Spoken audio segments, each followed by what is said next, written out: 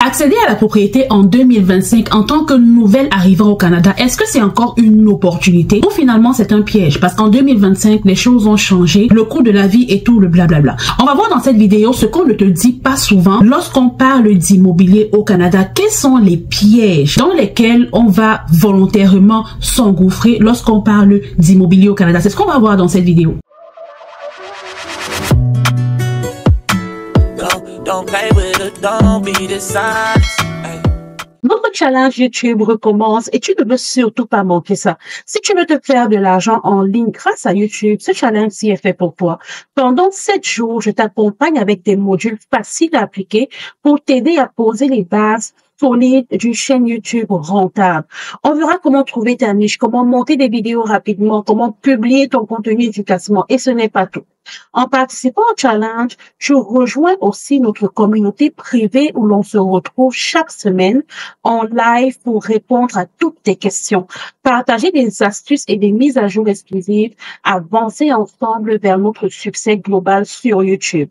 Ton futur business YouTube t'attend. Il coûte juste $47 US. Alors clique sur le lien et rejoins-nous aujourd'hui. Est-ce que tu peux dire que tu es réellement propriétaire lorsque les papiers de la maison dans laquelle tu vis ne sont pas en ta possession, mais dans les mains de la banque et que la banque a le plein pouvoir de mettre cette maison-là en vente dès lors que tu n'arrives plus à payer tes traites à la fin du mois? Je me suis posé cette question à maintes reprises et je pense que c'est quand même le premier piège dans lequel on tombe lorsqu'on parle d'immobilier au Canada. Je n'ai jamais compris pourquoi est-ce que lorsqu'il faut se faire préqualifier pour acheter une propriété, on est préqualifié sur la base du salaire brut, mais lorsqu'il faut payer les traites mensuelles, ton hypothèque est calculée sur ton salaire net. En fait, tu sors l'argent qui est entré dans ta poche pour payer ton hypothèque après avoir payé toutes les taxes et tout le reste, ok? C'est sur ton salaire net. Mais lorsque tu t'en vas faire une préqualification, il se trouve qu'on se dit, ok, combien est-ce que tu gagnes en brut par année?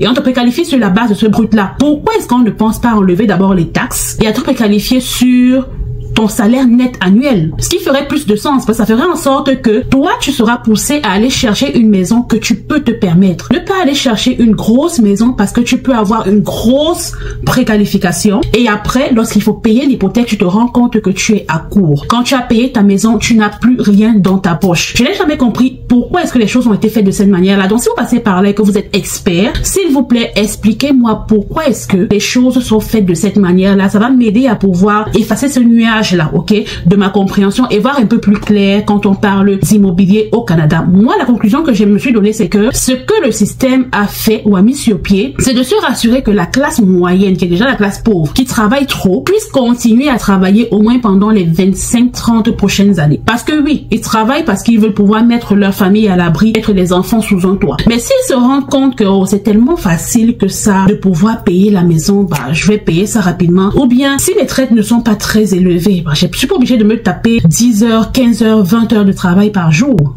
Absolument pas. Je peux travailler 5 heures par jour, j'ai payé mon hypothèque, je vis dans le minimum et puis j'ai une vie. Je ne suis pas tout le temps stressée à aller chercher de l'argent. Mais le système s'est peut-être rendu compte que ce serait pas bénéfique pour le système de rendre les gens moins esclaves. Donc, ce qu'on va faire, c'est que la première corde qu'on va attacher à ton pied, ce sera la corde de l'hypothèque. Ok? Tu auras une grosse hypothèque à payer. Je parle encore de 2025 récemment parce que le prix des maisons, c'est waouh. Le taux d'intérêt, on dit que ça commence à baisser, mais chaque fois que je calcule, l'hypothèque à la fin à payer est toujours aussi élevé parce que les salaires ne suivent pas. Les salaires que les gens reçoivent aujourd'hui ne peuvent pas leur permettre de payer cette hypothèque-là à la fin du mois. Donc oui, actuellement en 2025, ça devient comme une épine que tu te mets volontairement dans le pied et tu es obligé de dormir en réfléchissant tous les jours à te dire comment est-ce que je vais faire pour payer mon hypothèque, parce que je dois pouvoir payer mon hypothèque qui est très élevée étant donné que la maison m'a coûté un certain prix, étant donné que les taux d'intérêt qui sont appliqués sont suffisamment élevés. Donc finalement, je suis obligée de travailler pendant un mois juste pour payer l'hypothèque et après je dois prendre un deuxième job pour pouvoir essayer de manger. Le système s'est rassuré que les individus, la classe moyenne en général, rentrent dans ce cycle de travail continu pendant les 25-30 prochaines années de ta vie. Tu ne pourras pas prendre de congé d'année sabbatique ou profiter de la vie ou faire une petite pause, avoir l'impression que tu vis parce qu'il faut continuellement que tu ailles travailler pour pouvoir payer ton hypothèque. Et pour pousser le bouchon encore plus loin au Canada, les taux qui sont appliqués au moment où tu achètes ta maison ne sont pas les taux qui seront appliqués pendant les 25 et 30 prochaines années. Ça veut dire que tu n'as pas une visibilité claire sur ce que sera ta vie dans 20 ans, dans 15 ans et dans 30 ans. Supposons qu'aujourd'hui tu as réussi à te préqualifier avec un salaire de 60 000 l'année. C'est un salaire qui te permettait de vivre décemment, de prendre soin de ta famille et d'être là pour tes enfants. Demain, parce qu'il y a eu quelque chose, situation économique est devenue n'importe comment, les taux ont grimpé et tu es arrivé au terme de ta période de taux. Parce qu'ici, tu peux prendre un taux fixe sur 5 ans et après 5 ans, la situation économique va dans tous les sens. Les taux ont monté comme ça s'est passé récemment. Tu te retrouves en train d'avoir un nouveau taux appliqué sur ton hypothèque. Ce qui fait que si avant, tu avais un taux à 2,5, aujourd'hui, tu te retrouves avec un taux de 4,5. Donc, l'hypothèque que tu as payée pendant 5 ans sur le même bien qui était, disons n'importe quoi, à 2000, se retrouve à passer à 2500. Or, toi, tu as été très fidèle et très loyal avec un seul employeur. Tu as toujours eu tes 60 000 $ l'année avec une augmentation très approximative par an. Ce qui fait en sorte qu'aujourd'hui, tu es peut-être à 70 000 l'année après 5 ans chez le même employeur. Est-ce que tu seras capable d'ajouter un 500 $ de plus sur ton hypothèque mensuelle parce que actuellement les taux ont augmenté et que tu subis cette augmentation-là? Ça peut arriver dans l'autre sens aussi. Les taux peuvent baisser et c'est avantageux pour toi. Au lieu de 2000, tu te retrouves à payer 1500. Lorsque ça va arriver, ce sera une aubaine. Mais pour le moment, ce n'est pas encore le cas. Les taux ont augmenté et ça descend très lentement. Donc toi qui accèdes à la propriété en 2025 et qui va te lancer à prendre une maison à quoi, je sais pas, 500, 600 000, est-ce que tu es sûr que dans les 10, 15, 20 prochaines années, tu seras encore capable de payer ton hypothèque? Parce qu'après 5 ans, il va falloir que tu ailles renégocier ton taux. Après 5 ans, tu vas aller renégocier ton taux. Après 5 ans, tu vas renégocier ton taux. Tu es rentré dans un cycle infernal qui ne finit pas et le système va continuer de se rassurer que tu puisses continuer à bosser pour payer ton hypothèque. Il n'y a pas de repos pour la classe moyenne, ok? C'est la classe ouvrière. Vous avez le droit de travailler 30 heures par jour, si c'est possible. C'est vrai qu'on a 24 heures seulement. Bon, faites travailler 23 heures et demie par jour, ce sera bon. Tant aussi longtemps que vous êtes capable de, voilà, entretenir ce bien-là pendant les 30, 25 prochaines années de votre vie, tout va parfaitement bien pour vous. Certains vont venir me dire que je vous conseille d'aller acheter dans des coins reculés parce qu'en allant acheter dans les coins reculés, ça va faire en sorte que vous allez acheter des biens moins chers et que vous allez quand même pouvoir avoir un peu de répit, travailler peut-être un seul job, payer votre hypothèque et pouvoir vivre. Mais pour nous, immigrants, qui avons pensé à rentrer dans notre pays d'origine à la vieillesse pendant la retraite, comment ça va se passer lorsque, à la retraite, tu vas vouloir revendre ta maison? Une maison que tu as achetée dans un coin reculé, ok? Qui n'est pas forcément une zone prisée. À combien est-ce que tu vas vendre ta maison? Si tu vends ta maison avec un 10% d'augmentation, tiens compte de l'inflation qui va, parce qu'il y aura forcément une sorte d'inflation avec le temps, au fur et à mesure que le temps passe. Donc si dans 20 ans, dans 25 ans, tu veux rentrer dans ton pays d'origine, vivre et peut-être compter sur le fait que tu aies totalement payé ton hypothèque pour prendre cet argent-là pour aller construire ta maison de retraite dans ton pays et vivre, est-ce que tu as tenu compte de l'inflation? Tu es dans une zone reculée, donc ta maison ne prendra pas autant de valeur qu'une maison dans une grande ville. Et l'argent que tu vas pouvoir tirer de la vente, est-ce que tu es sûr que ça aura encore la même valeur que ça a aujourd'hui? Si tu as acheté une maison à 250 000 $ et que dans 20 ans tu la revends à 300 000 $, avec l'inflation, il se peut que ton 300 000 $ ressemble exactement à 150 000 $ aujourd'hui. Est-ce que tu es sûr que tu seras encore capable de pouvoir utiliser cet argent-là pour pouvoir investir si tout s'est bien passé dans ta vie, s'il n'y a pas eu de cas de maladie qui vient faire en sorte que, s'il n'y a pas eu un grand projet à financer qui a fait en sorte que tu dois couper cet argent de la vente d'hypothèque pour aller financer ton projet. Il y a tellement de choses qui peuvent rentrer en jeu qui font en sorte que tu n'as pas l'assurance que dans les prochaines 20, 25 ans, 30 ans, la valeur de revente de ta maison va te permettre d'avoir la vie que tu veux. Donc, en choisissant d'aller acheter dans un coin reculé, parce que tu veux résoudre un problème ponctuel, ne t'aide pas à résoudre le problème qui va arriver sur le long terme. Parce que ça va arriver, l'inflation c'est quelque chose de réel, tu vas devoir passer par là, et oui, en ce moment-là, tu vas te poser la question, ça valait vraiment la peine de rester pendant 25 à 30 ans dans ce coin-là, à payer une hypothèque et de ne pas pouvoir en tirer le maximum de ton bien à la vente. Pour beaucoup de nouveaux immigrants qui sont venus et qui ont choisi de se lancer récemment dans l'achat des biens immobiliers, beaucoup n'arrivent pas à voyager. Pourquoi? Parce que, comme je l'ai dit, le coût de l'hypothèque est très élevé. Donc après avoir payé ton hypothèque, après avoir payé tes autres charges, tu te rends compte qu'il n'y a plus rien qui te reste dans le compte bancaire. Donc si jamais tu as envie de sortir un peu pour pouvoir voyager, découvrir les coins qui sont autour du Canada, tu n'as pas d'argent pour pouvoir voyager parce que, en réalité, il faut que tu travailles pour payer ton hypothèque. Il faut que tu travailles pour pouvoir payer tes charges. c'est très compliqué pour des personnes qui se sont lancées récemment dans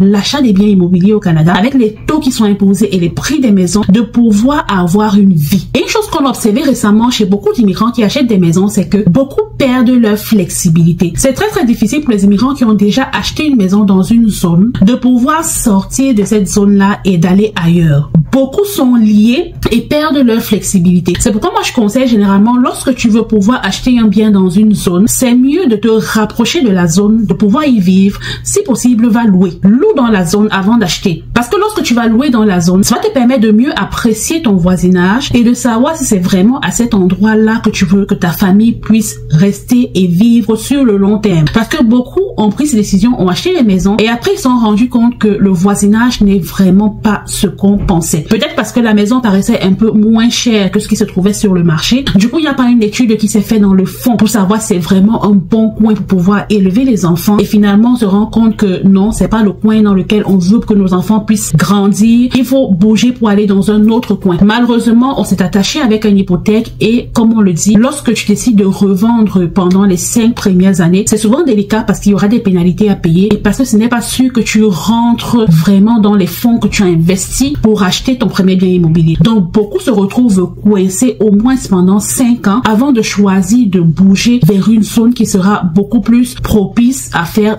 grandir leur famille, quoi. Mais je sais que depuis que je parle, il y a beaucoup qui se disent non, l'investissement immobilier c'est le meilleur investissement que tu dois faire au Canada parce que tu te dégages une équité. Mais le concept d'équité, je pense qu'il y a beaucoup de personnes qui ne comprennent pas très bien c'est quoi l'équité. Pour expliquer ça un peu rapidement ici, l'équité en réalité c'est un crédit. C'est le crédit hypothécaire que tu vas prendre sur ta maison. Oui, quand tu as acheté une maison à 400 000 et que tu fais évaluer cette maison-là et qu'elle te revient disons à 600 000 $, tu te dis oh, sur cette maison-là j'ai un 200 000 que je peux aller chercher d'équité. Ce que tu oublies, c'est que pour que la banque te donne les 200 000, déjà que la banque te donnera pas les 200 000, la banque te donne 60 à 80% du montant de l'équité. Donc, pour que la banque te donne le 60% à 80% de ce 200 000 là, il faut que tu prouves à la banque que avant, comme tu payais 2500 d'hypothèque sur tes 400 000, maintenant que ton hypothèque va passer à 580 000, tu seras capable de payer 3 000 ou 3 500. Donc, la question que je te pose, c'est que entre temps, est-ce que ton revenu a augmenté pour pouvoir couvrir l'équité que tu vas aller chercher dans la banque? Parce que l'équité, en fait, c'est le prêt.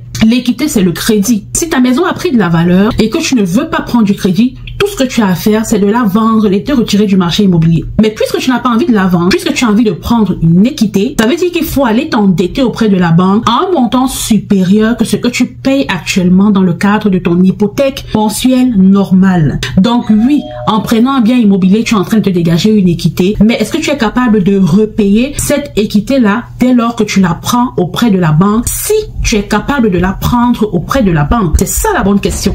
Donc, on revient encore à ce que je disais depuis le début. Le système veut se rassurer que tu travailles permanemment pour pouvoir foiler ton train de vie, pour pouvoir nourrir ton train de vie, nourrir ta qualité de vie, nourrir l'achat de tes biens hypothécaires ou bien pour nourrir ton crédit. Parce que oui, en fait, c'est ça. Il n'y a pas d'argent qui t'est donné gratuitement. Même lorsque tu décides de te lancer dans l'investissement immobilier, il n'y a pas d'argent qui t'est donné gratuitement. C'est un concept de crédit, c'est un concept de prêt. Donc, tu t'endettes, plus tu t'endettes, plus tu es capable de rembourser tes dettes. Tu es un bon payeur, tu es un bon candidat pour le système, donc oui, on peut fonctionner avec toi. Mais si tu veux aller t'endetter et que tu n'es pas prêt à aller travailler aussi dur pour rembourser tes dettes, non, tu n'auras rien du tout. Parce que c'est comme ça que ça marche. Et tiens compte que tu vas payer ton hypothèque sur les 25-30 prochaines années. Donc oui, tu vas te dégager de l'équité sur le temps, mais ça te demande aussi de travailler dur pour qu'on puisse te donner ça. Sinon, tu n'auras rien. Beaucoup vont décider que non, moi de toutes les façons, je ne vends pas mon bien immobilier, je vais le donner en héritage à mes enfants. Mais est-ce que vous savez comment ça se passe, la succession au Canada? Ça, c'est un autre sujet. C'est toute une masterclass parce que c'est tout un autre sujet. Ok? Donc, lorsque vous allez choisir de laisser votre bien, votre maison, ou bien ce que vous avez acheté comme bien immobilier à vos enfants en héritage au Canada, prenez vraiment le temps de vous documenter parce que c'est tout un processus. Ce n'est pas aussi simple que ça. Rassurez-vous que lorsque vous êtes au Canada, tout a été pensé. Tous les angles morts ont été fermés. Tout a été fermé. Le système est bien pensé là. Donc tout tourne à l'intérieur et vous allez tourner à l'intérieur sans jamais trouver une issue facile de sortie. Parce qu'il n'y a pas d'issue facile. Non. Vous allez sortir comme le système vous a demandé de sortir ou comme le système vous donne l'occasion de sortir. C'est comme ça que vous sortez. Mais il n'y a pas de moyen de sortie facile. Donc laisser son bien en succession à ses enfants, c'est bien. Ça demande de bien se documenter avant de faire ça parce que ça a des implications aussi qu'on ne verra pas forcément dans cette vidéo. Je tenais absolument à faire cette vidéo, c'est parce que beaucoup de nouveaux immigrants sont arrivés au Canada récemment et beaucoup prennent des décisions en ce qui concerne l'immobilier. C'est important de savoir tout ce qui ne se dit pas pour que vous puissiez mieux prendre des décisions tout en connaissance de cause, ok? En sachant que cette action que je prends aura telle conséquence et quand j'ai décidé d'entrer dans ce cercle-là, comment est-ce que je vais m'en sortir? Comment est-ce que je vais faire pour sortir? Quel est le temps que je veux passer dans ce cercle-là avant de pouvoir sortir? Ou bien est-ce que je veux rester là-dedans indéfiniment? J'ai rencontré récemment un agent immobilier qui était très content et qui disait qu'il y a quand même une particularité, c'est que lui, il vend plus de maisons aux immigrants. Et ils vendent moins de maisons aux locaux. Et c'est en fait parce que les locaux ont compris que si tu n'es pas capable d'entrer dans ce domaine-là jusqu'à aller au plus haut niveau, de devenir un vrai investisseur avec une société immobilière, autant tu achètes ta petite maison et tu restes tranquille. Beaucoup d'immigrants arrivent, on achète la petite maison, on achète un duplex, on achète un triplex, on achète un appartement. Si tu n'as pas un projet de devenir une SCI, faudra que tu fasses attention à à quel niveau est-ce que tu vas t'arrêter. Parce qu'il y a des choses qu'on ne te dit pas et c'est lorsque tu te lances dedans que tu te rends compte que oh, ça, j'aurais dû le savoir avant. J'aurais dû savoir tout ça avant de me lancer. Malheureusement, je me suis retrouvée en train d'échanger ma liberté contre une illusion de confort. Parce qu'en réalité, c'est une illusion de confort, c'est pas un confort réel. Lorsque tu te lances dedans, tu es dans un struggle permanent pour pouvoir t'en sortir. Donc, sois prêt à rentrer dans ce struggle permanent-là pour pouvoir tenir le niveau de vie que tu veux pouvoir avoir. Ce qui est sûr, c'est que la décision finale te reviendra toujours, mais au moins, tu as une idée assez claire des non-dits du contrat. Donc voilà, on va s'arrêter là pour cette vidéo. On va se retrouver dans la prochaine vidéo. Bye!